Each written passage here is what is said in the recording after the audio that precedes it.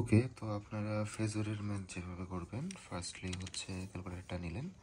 প্রথমে shift set আপে গিয়ে আপনাদের ক্যালকুলেটারে অ্যাঙ্গেল ইউনিটটা ফিক্স করবেন। অ্যাঙ্গেল ইউনিটটা হবে আমাদের ডিগ্রিতে। ওকে, দেন আবার শিফট সেট আপে যাবেন, দেন হচ্ছে কমপ্লেক্সে যাবেন। কমপ্লেক্সে যাওয়ার পর মোডটা সিলেক্ট করবেন 2 নাম্বার। ওকে, এখন আপনার কাজ হচ্ছে এই যে 2 দিয়ে কমপ্লেক্স ক্যালকুলেশনে যাওয়া।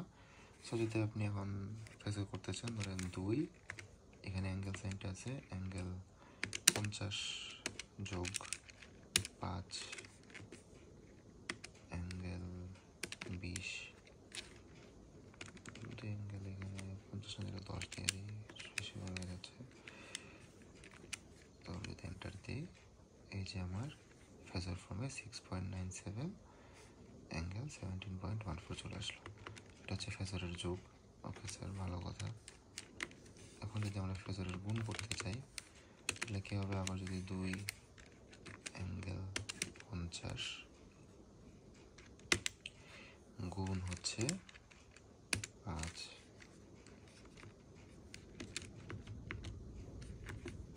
অ্যাঙ্গেল 20,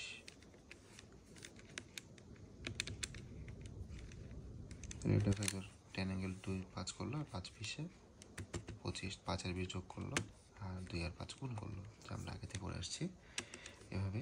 তো হচ্ছে এখন যদি রেক্ট্যাঙ্গুলার ফর্ম থাকে, এটাকে ফেজর ফর্মে নিতে তাহলে কেমন করবো স্যার? আমরা যেমন অফ হয়ে গেছে, এটা রেক্ট্যাঙ্গুলার ফর্ম হচ্ছে 2 + 3 i, এটা হচ্ছে আমার রেক্ট্যাঙ্গুলার ফর্ম। এটাকে যদি আমি এন্টার দিই, যেহেতু আমার এটা আর্টিটাতে দেওয়া আছে, অলরেডি ফেজর ফর্মে চলে যাবে, যে √13 হচ্ছে ফেজর ফর্ম।